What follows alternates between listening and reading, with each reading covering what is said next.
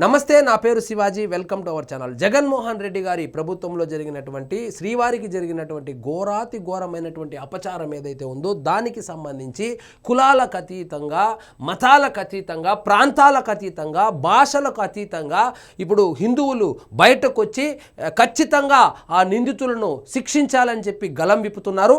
అందులో భాగంగానే నిన్న హైదరాబాద్లో నిరసన కార్యక్రమం కూడా తెలియజేశారు. ఇక్కడ చూడండి, అలిపురి గరుడ సర్కిల్ వద్ద నిరసన వ్యక్తం చేస్తున్న హిందూ ధార్మిక సంఘాల ప్రతినిధులు.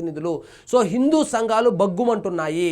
అసలు హిందువులు ఓట్లు వేయకపోయింటే నువ్వు ముఖ్యమంత్రి అయ్యేవాడివా? హిందువులే ఓట్లు వేయకపోయింటే మీ నాన్న ముఖ్యమంత్రి అయ్యేవాడా? మేము నమ్మి మీకు ఓట్లు వేస్తే మీరు మా హిందువుల సాంప్రదాయాలతో, హిందువుల మనోభావాలతో, హిందువుల యొక్క దేవుళ్ళతో, దేవాలయాలతో అక్కడ ఉన్నటువంటి పవిత్రతను అపవిత్రం చేస్తూ హిందువుల మనోభావాలను గాయపరుస్తారా అని చెప్పి రోడ్డెక్కారు. అదేవిధంగా చంద్రబాబు నాయుడు గారికి పెద్ద జీఆర్ స్వామి గారు లేఖ కూడా రాశారు. ఇక్కడ చూడండి, సీఎం చంద్రబాబుకు శ్రీవారి ఆలయ పెద్ద జీఆర్ లేఖ. కల్తీ జరిగిందని తెలిసి అదే నెయ్యిని పవిత్ర ప్రసాదంలో కొనసాగించడం ఘోర అపచారమే కాకుండా ధర్మానికి విరుద్ధమైన అత్యంత బాధ్యతారాహిత్యమైన చర్య అని తిరుమల శ్రీవారి ఆలయ పెద్ద జీఆర్ స్వామి తీవ్ర ఆవేదన వ్యక్తం చేశారు. కల్తీ నెయ్యి అంశంపై ఆయన స్పందిస్తూ సోమవారం సీఎం చంద్రబాబుకు లేఖ రాశారు. కలియుగ ప్రత్యక్ష దైవంగా హిందువులు ఆరాధించే వెంకటేశ్వర స్వామికి నిత్యం పవిత్ర భావంతో నైవేద్యంగా సమర్పించే అన్న ప్రసాదాలు, లడ్డు ప్రసాదాలు కోట్లాది మంది భక్తుల ఆధ్యాత్మిక విశ్వాసాలకు ప్రతీకలు.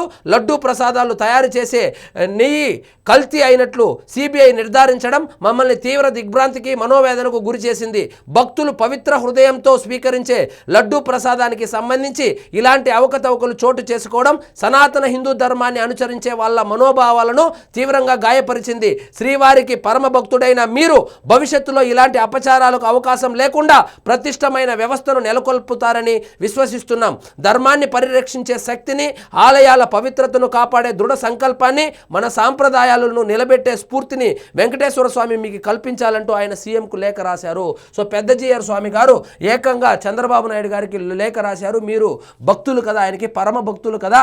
సో ఈ పాపం ఏదైతే ఉందో ఇలాంటి పాపాలు ఫ్యూచర్లో పునరావృతం కాకుండా ఉండడానికి అక్కడ కట్టుదిట్టమైనటువంటి నియమ నిబంధనలను, అదేవిధంగా పూర్వ వైభవాన్ని తీసుకురావాలి. అక్కడ ఉన్నటువంటి లడ్డూ తయారీలో వాడేటువంటి పదార్థాలు ఏవైతే ఉన్నాయో వాటి నాణ్యత కోసము కట్టుదిట్టమైనటువంటి చర్యలు తీసుకోవాలని చెప్పి చిన్న జీఆర్ స్వామి గారు లేఖ రాయడం జరిగింది. అదేవిధంగా మఠాధిపతులు, పీఠాధిపతులు ఏమంటా ఉన్నారంటే ఫాస్ట్ ట్రాక్ కోర్టు ద్వారా శిక్షించాలి. గత ప్రభుత్వంలో తిరుమలలో కుట్రలు, కుతంత్రాలే. వైసీపీ నేతలు తప్పు చేసి కాలకేయుల్లా మాట్లాడుతున్నారు. చేసిందే తప్పు. ఆ తప్పును వాళ్ళు కప్పిపుచ్చుకోవడానికి వాళ్ళ వార్తా పత్రికల్లో కావచ్చు, వాళ్ళ సోషల్ మీడియాలో కావచ్చు, అసలు నెయ్యే కల్తీ కాలేదని వాళ్ళు అసత్య ప్రచారం చేస్తున్నారు.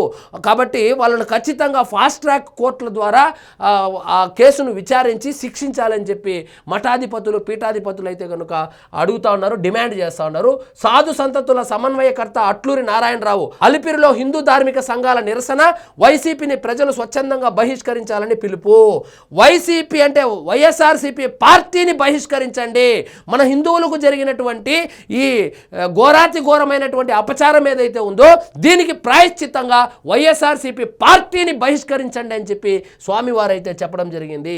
సో తిరుమల లడ్డూ ప్రసాదాన్ని కల్తీ చేసిన దోషులను ఫాస్ట్ ట్రాక్ కోర్టు ఏర్పాటు చేసి వెంటనే శిక్షించాలని సాధు సంతతుల సమన్వయకర్త అట్లూరి నారాయణరావు డిమాండ్ చేశారు. తిరుపతిలోని అలిపిరి గరుడా సర్కిల్ వద్ద సోమవారం హిందూ ధార్మిక సంఘాలు నిరసన ప్రదర్శనలు చేపట్టాయి. స్వామివారి పేరిట 1001 టెంకాయలు కొట్టి వేడుకున్నారు. ఈ సందర్భంగా అట్లూరి మాట్లాడుతూ శ్రీవారి లడ్డు ఇంట్లో ఉంటే వారం రోజుల పాటు పరిమళం తగ్గేది కాదు. అదే లడ్డు వైసీపీ హయాంలో రుచి చూసిన వారికి స్పష్టంగా తెలిసే ఉంటుంది. తిరుమల నుంచి తిరుపతికి వచ్చేసరికి లడ్డు విరిగిపోయేది. అంటే వీళ్ళు లడ్డు ఇవ్వమంటే బూందీ ఇచ్చేవాళ్ళు. మీరు కావాలంటే మీరు అప్పట్లో కనుక ఆ దర్శనానికి వెళ్ళింటే లడ్డు తీసుకొని ఆయన చెప్పింది కరెక్ట్ బ్యాగులో పెట్టుకొని ఆ బస్సులోనో కారులోనో కిందికి వచ్చే లోపల బూందీ అయిపోయేది. సో ఇప్పుడు వచ్చి అంటారు వీళ్ళు వైఎస్ఆర్సీపీ వాళ్ళు, మీరు లడ్డు ఇస్తున్నారు, కొంచెం మేము అప్గ్రేడ్ చేసి బూందీ ఇచ్చాము, తప్పేమని కూడా అన్నా కూడా అంటారు. సో వాళ్ళను శిక్షించండి, ముందు ఆ వైఎస్ఆర్సీపీని బహిష్కరించండి అని చెప్పి హిందూ సంఘాలు పెద్ద ఎత్తున తిరుపతిలో నిరసన కార్యక్రమాలు తెలియజేశారు. ఇది చూడండి, ఇది చాలా ఆసక్తికరమైనటువంటి వార్త ఒకటి ఉంది. సో లడ్డూ జిహాదీ జరిగిందేమో, ఈ లవ్ జిహాదీ లాగా లడ్డూ జిహాదీ అంటే ఈ కెమికల్స్ కలిపి సో మాస్ కిల్లింగ్స్ లాగా ఏదైనా ప్లాన్ చేశారా, ఆ కోణంలో కూడా దర్యాప్తు చేయాలని చెప్పి మరొక స్వామి అడుగుతా ఉన్నారు. ఏపీ సాధు పరిషత్ అధ్యక్షుడు శ్రీనివాసానంద స్వామి అయితే డిమాండ్ చేశారు. సో హిందువుల గుండెలు పగిలిపోయాయి, లవ్ జిహాద్ తరహాలో లడ్డు జిహాద్ జరిగిందేమోనని అనుమానం వ్యక్తం చేశారు. రసాయనాలు కలిసిన లడ్డు తిని అనారోగ్యం పాలయ్యే అవకాశం ఉందని, హిందువుల శక్తిని తగ్గించే కుట్ర జరుగుతుందన్న భావన కలుగుతుందని పేర్కొన్నారు. తప్పు చేసిన వారు వెంకటేశ్వర స్వామి శిక్ష నుంచి తప్పించుకోలేరన్నారు.